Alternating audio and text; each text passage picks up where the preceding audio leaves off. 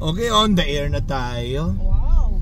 Nandito na naman tayo sa makabuluhang usapin. Tumatawa po yung aking mga mababait at mga magagandang nilalang. At wini-welcome ko po para dito sa Baguio at naka-onboard kay Taxi Joe Rides yung mga tiga San Pedro, Laguna. Hello po, shout po. Shout po dyan, shout po. Hindi, South Loop. South Drive daw. South Drive po yun. Andun, the Outlook. Ayan, oo. Ay, may kausap si Bossing eh. Siya yung ating sige, malapit ano kami. Okay. Taxi na. Ayan. Vlogger. Kailan pa po kayo dito sa Baguio? Monday po. Sige. Monday pa. Oo. Ngayon, sir, paki-shoutout yung mga ating mga tiga San Pedro, Laguna. Libre po to, wala pong bayad. Ha, taga San Pedro, Laguna. Kami po. Taga Pasita. Yun, no? Yung po. Biligaw Olympia 6. Sino po yung mga kamag-anak natin dyan? Kung sino mga konsyal dyan? Ay, pagkakataon nyo na po. Sige po. Wala ba? Hindi, wala namang konsyal namin. Yung mga mayor natin dyan. Mayor namin si Art Mercado. Hello, Mayor. Art Mercado. Okay. Art Mercado daw. Yan ang aming mayor ng San Pedro, Laguna. Ayun, no? Sige po. Yan, at mag-enjoy po kayo sa Baguio at napakaganda po ng weather natin ngayon today. Opo, napakaganda. So nagre-range kami dito nung last nag-14 degrees Celsius kami rito nung madaling araw.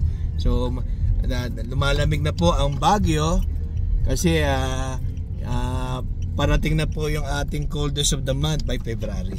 Yan po. Panagbenga po yun, Opo, panagbenga po yun. Yung aming highlight, iniimbitahan ko kayo ni Taxi Joe Rides sa buong mundo here in Baguio na to witness and to celebrate yung aming festival this coming February at the end of the week of February. Yes. Yung ating street dancing parade at saka po yung ating flower float parade. So don't miss out the event coming here in February for Panagbenga 2025. Welcome ko po kayo here in Baguio City. Okay. Yes po, yan. Kita nyo, napakalit ng Baguio ng mundo. At San Pedro, Laguna na naman yung akin na on board mga ka-rides. Napakaswerte na naman talaga ni Taxi Joe Rides para sa mga tiga San Pedro, Laguna. Nung last punta kami ng Enchanted Kingdom Santa Rosa yun malapit lang kayo, di ba? Oo, isang bayan lang yata ang diferensya, no? Opo, yun. Side ng Santa Rosa. Kaya nami-miss ko rin yung location na maganda dyan. Maganda dyan, maaliwalas dyan. Yan yung yung range nung ano bang bundok yun, yung range nyo dyan. Sa Makiling? Yung hindi lang Makiling, yung yan yung range diyan na paki-comment nga guys yung mahabang range ng bundok diyan na kumo-cover sa atin diyan sa may Sierra Madre. Yan yung range na yan. Yan ang may protection para sa mga bagyo from Aurora until to Parihata yan, di ba? Oo, mahaba yan Sierra Madre na yan. So yan ang protection natin diyan para dyan sa location na yan.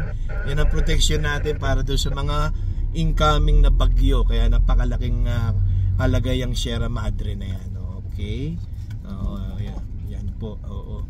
Kaya dito sa Baguio naman mountainous kami rito kaya hindi naman masyado yung pagka may bagyo, hindi naman masyadong kalakasan kasi nabablock po ng ating mga puno at saka ng mga ating mga range. Opo, yung ating mga kabundukan kaya mas malakas kasi ang hangin pag yung patag yung plain yan. Okay, nagko-concentrate kasi doon sa plain yung ating hangin pag may bagyo. So ano po pinagkakaabalaan po nyo? Vacation po, sister. Really? So ilan po kayo? Ilan po kayo? Kami. Wow, 6. Oo, ganun ba? Okay lang po uwi nyo? Bukas na po uwi namin. Bukas na uwi nyo? Really? Okay. Nakailang araw po kayo sa Baguio? Sunday. Sunday, 2 nights sa ano. 2 nights, okay. 1 night sa dito sa Baguio. Dapat mga 2 nights para at least Sagada. nagsagada pa pala kayo eh. Okay. 1 night ngayon. Okay. Kumuha ba kayo ng ano, ma'am, ng tour package sa Sagada? Hindi po. So nag-commute lang kayo? Okay. Nag-ano kayo, nag-bus kayo, tapos ayun ang maganda, adventure din eh. Mga ka-rides, yung sasakay kayo ng bus, punta kayo somewhere dyan sa Sagada at Ifugao, pwede naman mag-commute po, may mga bus po. Kaya lang, kung medyo masilan-silang kayo, alam nyo naman yung mga bus namin dito, yung mga provincial bus, hindi naman po talaga kagandahan po yung mga bus, pero okay lang, walang problema. Pero may mga van din tayo. Ayun, no? Shout out yung mga may mga van dyan, going to Sagada, Ifugao, Abatan. Okay, please visit Sagada po, napakaganda po dyan sa location. Marami po ang mga friends dyan from dyan sa Sagada, at mga aking mga kapitbahay sa amin din po, mga taga Sagada. Hilaw-hilaw po dyan, shout out po dyan sa inyo. Ayan, kaya explore tayo hanggat kaya, at nakakalakad-lakad pa, pasyal-pasyal po mga ka-rides, Tsaka pagka kayo may mga trip naman kayo, alalahanin naman nyo si Taxi Joe Rides. Opo, yayain naman nyo siya.